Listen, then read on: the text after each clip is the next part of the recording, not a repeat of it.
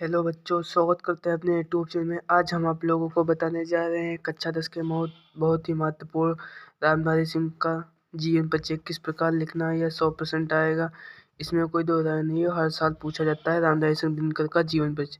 यह बहुत ही महत्वपूर्ण है कक्षा 10 के लिए। तो यहाँ पे सबसे पहले लिखेंगे रामधारी सिंह दिनकर, 5 नंबर में आता है, ये बात याद कर लो। रामधारी सिंह दिनकर। उसके बाद लिखेंगे संक्षिप्त परिचय। संक्षिप्त परिचय लिखने के बाद लिखेंगे नाम लिखेंगे रामधारी सिंह दिनकर। जन्म लिखेंगे 1908 ईस्वी। जन्म स्थान लिखेंगे बिहार के मुंगेर जिले में। माता का नाम श्रीमती मनरूप देवी, पिता का नाम श्री रवि सिंह। कृतियाँ है उर्वशी, रेणुका, संसद के 4 अध्याय, परशुराम की प्रतीक्षा। इतना लिखने के बाद लिखेंगे भाषा शैली।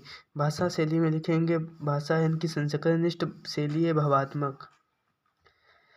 मृत्यु लिखेंगे 1975 ईस्वी में। इसके बाद एक बहुत ही महत्वपूर्ण हेडिंग डालेंगे जीवन परिचय। इसमें लिखेंगे हिंदी के सामर्थ्य राष्ट्र कवि रामधारी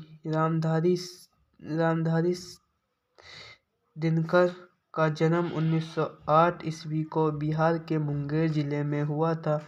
इनके पिता का नाम श्री रवि सिंह तथा माता का नाम श्रीमती मनरूप देवी। इनका काव्य प्रतिभा का परिचय बाल्यावस्था में उस समय हो गया था जब इन्होंने वीरबाला नामक काव्य की रचना की थी। सन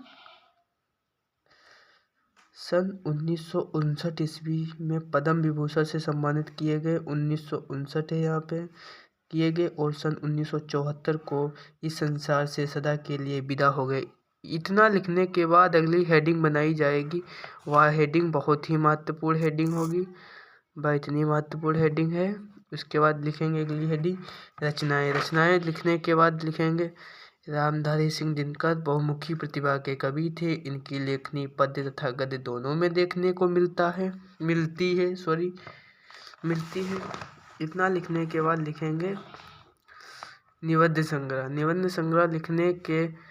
संग्रह में लिखेंगे मिट्टी की ओर, अर्धनारीश्वर, रेती के फूल, उजलिया गया। बहुत ही फेमस रचनाएं हैं जो ऑब्जेक्टिव में भी पूछी जाती है। मिट्टी की ओर यह किस विधा की रचना है, यह किसकी रचना है?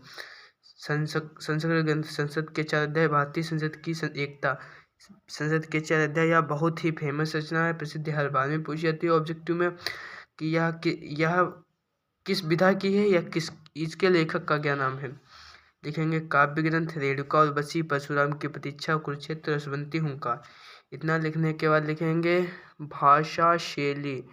भाषा शैली में क्या लिखेंगे आप लोग जान सकते हैं। भाषा शैली में लिखेंगे दिनकर जी की भाषा सरल सुबोध है। इसके साथ इनकी लेखनी में संस्कृत शब्दों का मेल देखने को मिलता है। इनकी शैली में विचारात्मक भावात्मक देखने को मिलता है।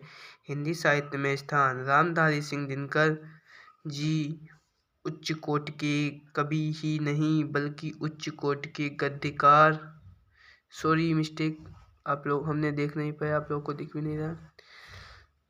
हिंदी में स्थान लिखेंगे रामधारी सिंह दिनकर जी उच्च कोटि के कवि ही नहीं बल्कि उच्च कोटि के गद्यकार भी थे। रामधारी सिंह दिनकर जी को राष्ट्र कवि के नाम से जाना जाता है। यह बहुत ही इम्पोर्टेंट है कि राष्ट्र कवि को किस कवि को राष्ट्र कवि के नाम से जाना जाता है। ऑब्जेक्टिव में ऐसा आ जाए तो आप लोगों को याद रखना है रामधारी सिंह दिनकर।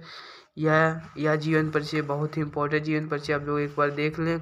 यह हर साल पूछा जाने वाला जीवन परिचय रामधारी सिंह दिनकर यह पक्का आएगा। इसको जैसे लिखा है ऐसा ही लिख देंगे तो आपको 5 में से 5 नंबर लाने से कोई नहीं रोक सकता। ओके, धन्यवाद।